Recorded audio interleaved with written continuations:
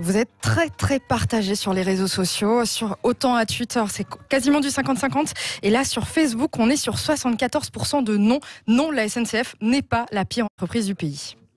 Sud Radio, les vraies voix. Le débat est ouvert. Tiens, on va faire un petit test autour de la table, un peu pour prendre la température, si je puis dire. Justement, on en parlait déjà tout à l'heure, puisque les uns et les autres prennent le train. Tiens, pour vous, Manu, par exemple, la SNCF, c'est la pire entreprise que vous connaissiez ou pas ? Il y a la Poste quand même qui est bien placée. Mais oui. Non, la SNCF, oui. En même temps, je veux dire, ils vont bientôt interdire les vols intérieurs, donc on va être d'autant plus dépendant de la SNCF. On n'a pas trop le choix, j'ai envie de dire. Ouais. Mais ils se font plus remarquer quand ils font des. Enfin, disons qu'il y a une constance dans les déceptions à la SNCF. Vous avez eu quoi comme déception ? Les retards, les annulations hors grève. Hein. Voilà, c'est vrai qu'on est plutôt surpris quand les choses se passent bien. Ce qui est plutôt signe d'une mauvaise santé pour une entreprise. Luc-Éric Triet, vous êtes d'accord avec ça ou pas ? Non, je vais pas être vraiment d'accord. Pour une fois, voilà, je vais prendre la défense des cheminots, même si je conteste. Alors là, un patron qui prend la défense des cheminots, je sais pas ce qui se passe, c'est le monde à l'envers. Non, la SNCF, c'est le Jurançon. C'est peut-être le Jurançon qui aide à atténuer ma rancœur. Non, je considère que la SNCF, au contraire, a acquis ses lettres de noblesse justement par le respect de la qualité de service. Donc aujourd'hui, c'est plutôt, c'est écrit sur les frontons des murs et dans l'esprit des cheminots. Nous, les trains arrivent à l'heure à la SNCF. Ah oui. Voilà, et les retards. On ne doit pas prendre les mêmes trains alors. On ne doit pas prendre les mêmes trains, mais ceci étant, c'est quand même une politique commerciale clairement affichée. Le leitmotiv à la SNCF, c'est faisons arriver les trains à l'heure. C'était mieux vaut tard que jamais. Moi, j'avais pas. Benjamin Dourier est avec nous, rédacteur en chef adjoint de 60 millions de consommateurs au téléphone. Merci d'être avec nous. Bonsoir. Bonsoir. 60 millions de consommateurs qui a donc décerné, comme tous les ans, le titre de pire entreprise de l'année. Et cette année, vous l'avez fait donc à la SNCF. Benjamin Dourier, titre décidé, si j'ai bien compris, avant la grève. Qu'est-ce qui est entré en ligne de compte dans votre décision, dans votre jugement ? Alors, d'abord une petite précision. Nous, on n'utilise pas cette formulation que vous employez de pire entreprise de l'année qui pourrait laisser penser que intrinsèquement l'entreprise est mauvaise. Nous, ce qu'on vise, c'est pas l'entreprise en elle-même, c'est ses pratiques. Et effectivement, il y a au cours de l'année beaucoup de mécontentements qui nous sont remontés de la part des consommateurs sur la SNCF, suffisamment pour qu'on lui décerne. Nous, on appelle ça le cactus d'or. C'est les cactus de la consommation, un trophée un peu piquant pour aiguillonner les entreprises et les pousser à améliorer leurs pratiques. Donc effectivement, ce qui le motive, c'est pas ce qui s'est passé au cours des 3 dernières semaines, la grève qui effectivement pose problème à beaucoup de voyageurs, c'est ce qui s'est passé au cours des 12 derniers mois. C'est des trophées qui récompensent, si je puis dire, l'ensemble de l'œuvre de la SNCF au cours de l'année écoulée.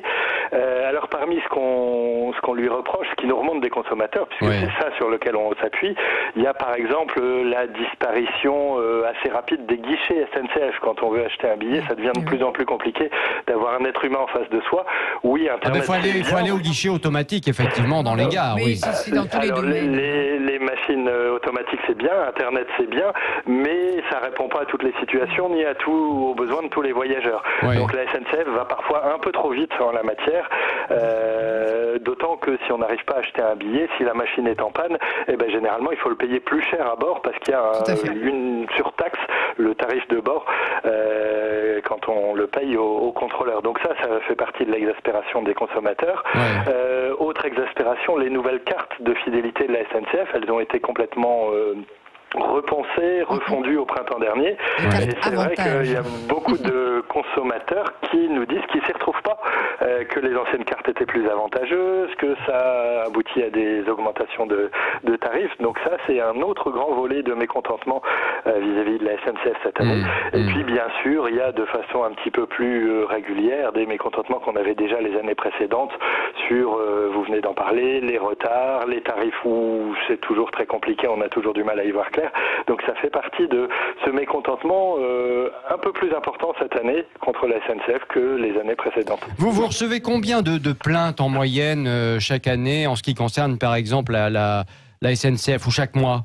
Alors, on ne fait pas de décompte détaillé et pointilleux concernant chaque entreprise, mais globalement le flux de témoignages qu'on reçoit des consommateurs concernant toutes les entreprises, c'est plusieurs milliers par mois. Donc même si on fait pas de ventilation détaillée, voilà, c'est plusieurs milliers chaque mois. Et là, quand on s'est réunis à la rédaction, c'était au mois de novembre, donc avant le début de la grève, et qu'on a essayé de définir qu'est-ce qui émergeait cette année parmi les plaintes des consommateurs, la décision s'est un peu imposée d'elle-même. C'est vrai que tout le monde a signalé la SNCF. C'est la SNCF qui arrive en tête, quoi. Voilà. Ouais. Est-ce que ça prouve quand même aussi que quelque part la SNCF est un peu quelque part à la traîne sur tout un tas de sujets? On parlait des tarifs, par exemple. C'est vrai que les tarifs, très honnêtement, on n'y comprend pas grand-chose. On va sur le site internet, même là, à l'heure où on se parle, on va avoir un billet à 60 € pour aller à Bordeaux, par exemple. Et puis on y retourne une heure plus tard, il est à 150 € et on n'a toujours pas compris pourquoi, tout d'un coup, il a changé. Il n'y a plus le tarif précédent qui était là il y a une heure, etc. J'imagine que ça, par exemple, cette histoire de tarifs, ça doit être très présent et très prégnant dans les plaintes que vous recevez. Effectivement, ça fait partie des incompréhensions récurrentes entre la SNCF et les voyageurs, cette grande variabilité des tarifs d'un moment à l'autre. On nous a toujours dit qu'il fallait réserver le plus tôt possible pour payer le moins cher possible, selon le principe que plus le train est rempli, plus le billet va être cher. Mais on sait bien qu'il y a des exceptions, que de temps en temps, il y a à nouveau des promotions, donc les prix rebaissent.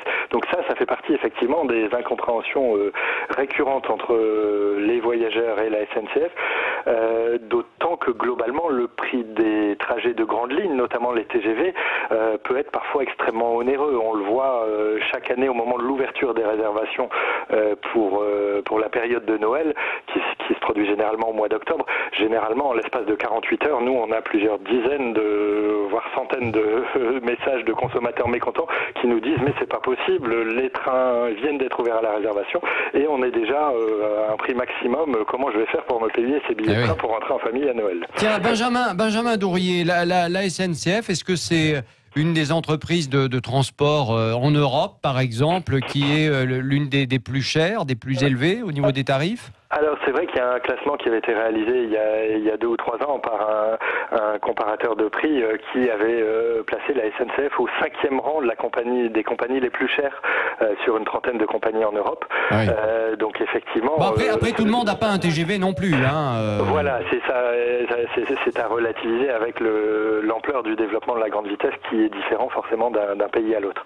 En matière de retard aussi, il y a des classements européens et effectivement là, la SNCF figure pas toujours très bien dans les classements de la ponctualité quand on compare la ponctualité des compagnies ferroviaires de différents pays européens. Daniel Gilbert, les tarifs par moment, ça vous exaspère, vous ?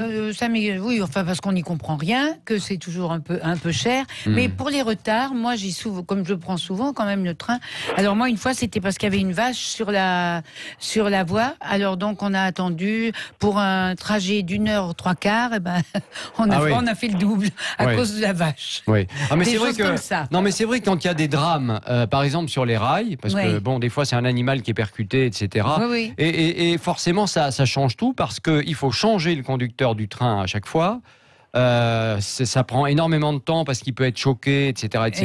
Oui. Faut trouver un autre conducteur qui va arriver de la ville la plus importante autour de l'endroit où s'est déroulé l'accident. Et des fois, vous vous retrouvez avec 2 heures, 3 heures, 4 heures dans la vue, si je puis dire. Dans la vue, dans la campagne. Et en pleine campagne. Et c'est vrai que vous perdez beaucoup de temps, oui. Mais je voudrais juste dire une chose que j'ai constatée aussi, mais qui est pas une doléance. C'est au contraire quelque chose de bien. Je trouve que le personnel à bord est beaucoup plus gentil, beaucoup plus accueillant. Ils ont un mot pour accueillir les gens. Ils essayent vraiment de faire des efforts. Par rapport à quand ? Par rapport à avant ? Par rapport à il y a quelques années ? Même pas quelques années, par rapport à 6 mois.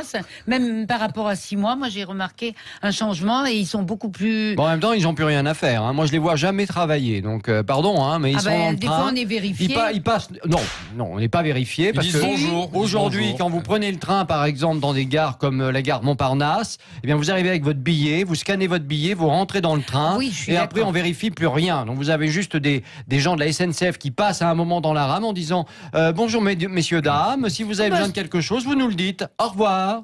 Voilà. Bon, écoutez, payez les gens pour dire ça, franchement, je vois pas l'intérêt. Oui, mais c'est quand même mieux que dans les trains où il y a eu d'ailleurs un problème il y a quelque temps, dans les trains où il y a un conducteur et il y a personne d'autre. Et quand il y a un problème, et qu'il y ait des blessés comme ça, si t'es passé, c'est pas terrible non plus. Oui, mais Non, mais Daniel, Christophe, juste pour le Luc contrôle. Eric et puis ensuite Juste Manu. une petite chose, imaginez-vous, je fais une extension vers l'avion, imaginez-vous que l'hôtesse, une fois que vous avez franchi la porte d'accès à l'avion, vienne vous voir et vienne contrôler votre billet d'avion pour savoir si vous êtes bien assis à la bonne place. C'est la même chose dans les trains. Le contrôleur, si vous avez validé votre COSBAR au départ, oui, c'est vrai. vous n'avez pas de raison d'être recontrôlé une deuxième fois. Oui, bien sûr. Mais alors bon, ils servent à quoi ? Ils servent à quoi ? Il y a un bar avec un barista, donc il n'y a pas besoin d'avoir les contrôleurs. Déjà, je pense qu'il y a on un nous dit pour la phénomène de sécurité. Quelle sécurité ? La Attendez, sécurité, un train peut dérailler, il peut y avoir un malaise, quelqu'un qui se sent pas bien. Ils sont formés aussi au secourisme, donc je pense que ça rassure d'avoir un contrôleur qui est là. Il peut y avoir aussi des actes de délinquance ou de malveillance, donc ils sont là pour remédier à un certain nombre de problèmes. Parce que à ce moment-là, moi, je suis favorable à ce qu'on mette des policiers dans les trains. Mais ça là, existe. au moins, ça servira à quelque chose. Non, mais ça existe. Mais ça existe. Ça existe. Oui, non, mais il y en a, mais bon. Il n'y en a pas dans tous les Monsieur trains. Bordet. Il y en a pas dans tous les trains. Vous savez que les compagnies d'aviation américaines, à un moment donné, avaient même mis des policiers en civil dans les avions pour lutter contre le détournement d'avions. Ça existe encore, c'est les Marshall des airs, je crois. Ouais, mais bon, il y en a de moins en moins. Mais c'était après le 11 septembre. Voilà, exactement. Il y a eu quand même, des policiers en civil dans les avions. Manu. Oui, non, mais Daniel, pour revenir sur l'anecdote, quand une vache en arrive à se suicider, c'est qu'il y a quand même un problème, non ? Oui. C'est pas la peine de me regarder comme ça. Hein. C'est pas la peau de vache que je regarde. Non, mais juste avant la fin de l'année. Pour avoir pris le train, notamment en Italie, qui est quand même le pays limitrophe de la France, c'est à peu près 4 ou 5 fois moins cher de prendre le train. Donc on dit que la France est 5e, mais sur des distances. Mais est-ce que les trains roulent en Italie ? Oui. En descente, oui. En descente, d'accord. C'est bien ce qui me semblait aussi. C'est bien ce qui me semblait aussi. Allez, on va poursuivre le débat dans un instant dans Les Vraies Voix. La SNCF, pire entreprise de l'année. En tout cas, elle a eu le cactus. Le cactus de l'année pour la SNCF selon 60 millions de consommateurs. Question, estimez-vous que la SNCF est la pire entreprise du pays ? 0826 300 300 et les réseaux sociaux Marine. Vous continuez de voter, et notamment sur la page Facebook de Sud Radio, où 74% de non. Non, la SNCF n'est pas la pire entreprise du pays. Bruno nous dit même en commentaire que la pire boîte de France a son siège à l'Elysée. Ah oui, oui. Ah ben c'est facile, hein, ça, quand on est opposant au président, forcément. Bon, on va continuer de débattre dans un instant dans Les Vraies Voix. Restez avec nous, à tout de suite. Hier soir j'ai pris le train pour aller à Saint-Tropez. Et dans mon wagon-lit dès que je suis arrivé, j'ai voulu monter mes valises dans le filet. J'ai tout pris sur la gueule parce que le train démarrait. Oui, SNCF. Ah oui. On était en train de faire de la gymnastique entre vieilles. J'espère que vous êtes sur le live Facebook. Pour le bras droit, c'est bon ça. Alors si vous regardez sur Facebook. Moi c'est le bras gauche. Ah c'est le bras gauche vous. Alors allez-y, qu'est-ce qu'on fait là ? C'est pour faire quoi ça ? Ça fait du bien ? C'est le mouvement du train à vapeur. Non, c'est. Il est bizarre ce train. On dirait Flipper le dauphin. Mais non. Rien à voir avec un train. Non, rien à voir. Mais c'est parce que notre ami nous parlait de l'Inde et que moi j'avais été en Inde. Ouais, en train. Un groupe. Ouais. Et non, c'était pas en train. Ouais. Et qu'on nous avait fait un défilé de sari. Oui. C'était très joli. Oui. Puis on avait un repas. Oui. Et puis je sais pas ce qu'on m'avait mis dans de la le soupe, verre. j'imagine. Dans la chambre, après, toute seule, toute la nuit, je glissais au bord du lit, et puis après, ça remontait comme ça, et puis je revenais toute la nuit, ça m'a fait. Ah non, parce que tout à l'heure, vous nous avez menti alors, parce que vous avez dit qu'il y a une seule fois où vous avez bu de l'alcool. Là, c'était la deuxième, manifestement. Mais là, c'était la deuxième, non, manifestement. je buvais pas d'alcool, mais je buvais de l'eau, et il faut faire très attention. De l'eau de vie, c'est de l'alcool. Non, de l'eau. C'est de l'eau de vie, oui. De l'eau, et je suis en vie. Oh là là là là là là là. Mais si on pouvait nous faire quelque chose, nous débarrasser de tout ça, chers amis. De qui ? De tout ça, j'ai dit. De l'Inde, de tout ça. Voilà. De tout ça, et puis tu me regardes. Les Vraies Voix sur Sud Radio avec la suite de notre débat. Redevenons sérieux 2 minutes. La SNCF, pire entreprise de l'année selon 60 millions de consommateurs. Question, estimez-vous que la SNCF est la pire entreprise du pays ? 0826 300 300 et les réseaux sociaux Marine. Oui, vous pouvez continuer de voter sur notre page Facebook. Et pour l'instant, c'est 75% de non. Non, la SNCF n'est pas la pire entreprise du pays. On va retrouver Benjamin Dourier, rédacteur en chef adjoint de 60 millions de consommateurs au téléphone dans un instant. Mais vous nous appelez également au 0826 300 300. Et il y a Philippe des Hautes-Pyrénées qui est avec nous. Salut Philippe. Oui, bonjour. Comment ça va Philippe ? Très bien. Bon, la SNCF pour vous, alors, c'est la pire entreprise que l'on connaisse ou pas ? Non, du tout. Ah bon ? Non, Pourquoi ? non. expliquez-vous. Hein, Merci, bonne soirée. Merci, au revoir Philippe. Non, mais... C'était convaincant. Philippe, vous étiez hyper convaincant. Vous allez pouvoir vous lancer dans une campagne électorale, je crois. Hein, vous développez un peu. Dites-nous tout, Philippe. Pour moi, quelle est la pire entreprise française? Dites-nous tout. Alors pourquoi? Non mais pour vous, la SNCF, d'abord, elle a quand même, j'imagine, quelques défauts quand même. Alors bien sûr qu'elle a des défauts, mais pour moi, elle n'est pas du tout aidée à hauteur d'autres entreprises. Oui. Et donc, je vais argumenter. En fait, pour moi, la pire entreprise française, c'est EDF. Oui. Pourquoi? Alors, tout simplement, je vais vous dire 2-3 choses, ne serait-ce que l'EPR de Flamanville, oui, qui pour moi est vraiment une honte, dans le sens où ça devait coûter 3,3 milliards et maintenant c'est 12,4 milliards et on ne sait pas encore la facture jusqu'à quand elle va monter. C'est pas faux. Il y a le compteur Linky qui est une aberration également. Et donc, tout ça, en fait, c'est une entreprise qui est aidée par nous, je veux dire, par tous les contribuables, et qui on va dire, elle est bien aidée et tout ça, alors que la SNCF, le kilomètre électrifié est taxé, alors que on va voir que les avions, on va voir que les bateaux n'ont pas ces taxes-là par rapport au kérosène et tout ça. Ouais. Et donc, moi, désolé, mais si la SNCF était aidée à hauteur de EDF ou de Total ou autre, je veux dire, on serait nettement plus performant. Et est-ce que vous croyez, Philippe, est-ce que vous croyez que la concurrence qui va arriver sur le rail, par exemple, qui va concurrencer donc la SNCF, ça va justement un peu faire changer les choses, ça va modifier les choses, ça va booster le secteur, par exemple, du rail? Alors, je dirais malheureusement, parce que pour moi, voilà, tout ce qui a été mis en place, et comme les autoroutes, et comme les centrales hydroélectriques, c'est les Français qui ont payé tout ça. Et malheureusement, ça va être des privés qui vont profiter de tout ce qu'on a fait. Ouais. Voilà.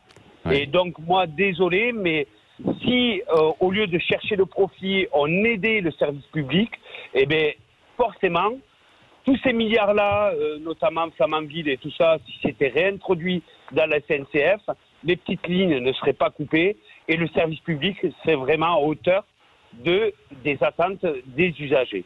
Alors voilà. C'est vrai, merci beaucoup Philippe d'avoir donné votre sentiment, que je comprends évidemment, parce que c'est vrai que si on prend l'histoire de Flamanville, bon ben là c'est quand même un gaspillage d'argent monumental, parce que tout simplement eh bien EDF est allé chercher des entreprises sous-traitantes, que ces entreprises sous-traitantes n'ont par exemple pas de soudeurs, n'arrivent pas à trouver des soudeurs susceptibles de faire le boulot nécessaire pour que cette centrale nouvelle génération puisse voir le jour dans les temps.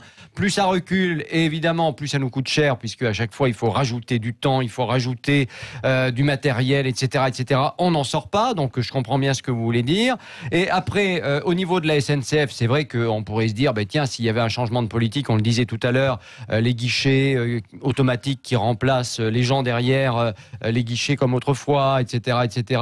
Ça n'est pas très bien vécu, et on peut le comprendre, hein, c'est un peu comme dans les supermarchés d'ailleurs avec les caisses automatiques, on a à peu près les mêmes réactions de la part du public, de la part des voyageurs. Le plus important, c'est l'humain. Oui, voilà, et de la part du client. En même temps, il y a aussi les évolutions technologiques, etc. C'est difficile aussi de passer à côté et de faire comme si ça n'existait pas. Enfin, c'est mon avis en tout cas. Voilà. Notre ami Benjamin Dorier, qui est toujours avec nous, rédacteur en chef adjoint de 60 millions de consommateurs. Comment la SNCF a réagi après la remise de ce cactus piquant? Alors écoutez, on n'a pas encore de réaction officielle, hein. On verra si on en a une, mais le but en dénonçant, en remettant ce trophée un peu ironique publiquement, c'est quand même de pousser les sociétés à s'améliorer. Mais est-ce que vous croyez que la SNCF va s'améliorer avec ce prix et ce cactus? J'ai quand même des doutes, je pense qu'ils sont un petit peu autistes, non? Et quand je dis autiste, c'est pas pour m'en prendre aux gens qui sont autistes, hein. C'est une image, bien sûr. Non mais je précise parce qu'on peut plus rien dire, donc voilà.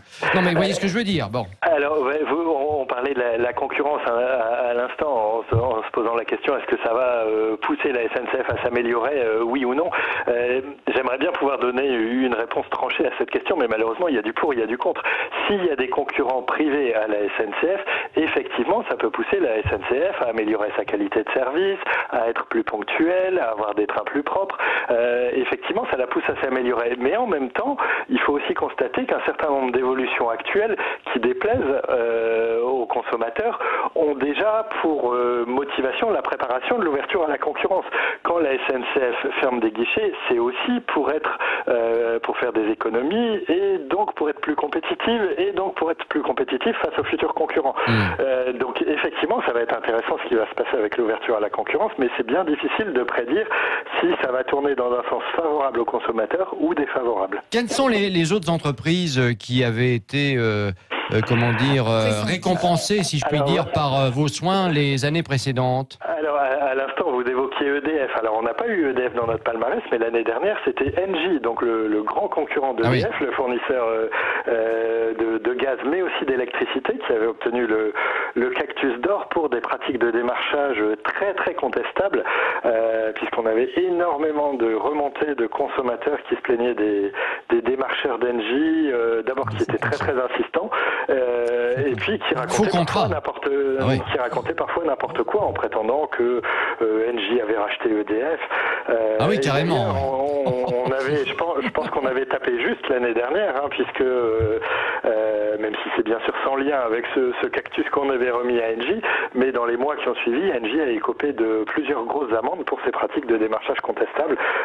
Une amende de près d'1 million d'euros parce qu'EDF l'a poursuivi en justice, et une autre amende plus récemment de 600 000 euros de mémoire qui avait été infligée par la répression des fraudes, toujours pour ces pratiques de démarchage contestables d'Engie. Et il y avait eu SFR aussi, c'est ça? Voilà, l'année précédente, puisque c'est la 3e année qu'on décerne ces cactus de la conso, l'année précédente c'était SFR. J'ai l'impression que ça s'est un tout petit peu calmé du côté de chez SFR, qu'on a un petit peu moins de plaintes qu'on en avait il y a 2 ou 3 ans. Ça ne veut pas dire que tout va bien, mais on va dire que c'est peut-être un petit peu moins pire que ça l'a été. SFR. Ouais, SFR. Il y a beaucoup de gens qui s'en plaignent, effectivement. Moi, c'était une horreur. C'est une horreur pour vous, chez vous? On reçoit toujours des plaintes, mais peut-être un tout petit peu moins qu'il y a 2 ou 3 ans. Eh bien, écoutez, merci beaucoup en tout cas d'avoir éclairé notre lanterne, Benjamin Dourrier. On vous souhaite de bonnes fêtes de fin d'année, bien évidemment. Au plaisir de vous retrouver dans Les Vraies Voix sur Sud Radio. Le résultat de notre débat, chers amis. La SNCF s'excuse pour la gêne occasionnée. Tu m'étonnes. La SNCF, pire entreprise de l'année selon 60 millions de consommateurs. Question, estimez-vous que la SNCF est la pire entreprise du pays? Les réseaux sociaux Marine. On ne les aura pas fait changer d'avis. Les auditeurs ont tranché sur Facebook. Résultat final, 76% de non. Non, la SNCF n'est pas la pire entreprise du pays. Ils sont tous à la CGT, non? Je sais pas, mais ils ont l'air très remontés. Tous à la CGT. 0826 300 300. Non, c'est pas vrai, on n'a pas le temps. On n'a plus le temps, en tout cas. Dans un instant, le bilan de l'année sport. On va parler foot, on va parler rugby avec ce cher Philippe David. À tout de suite dans Les Vraies Voix.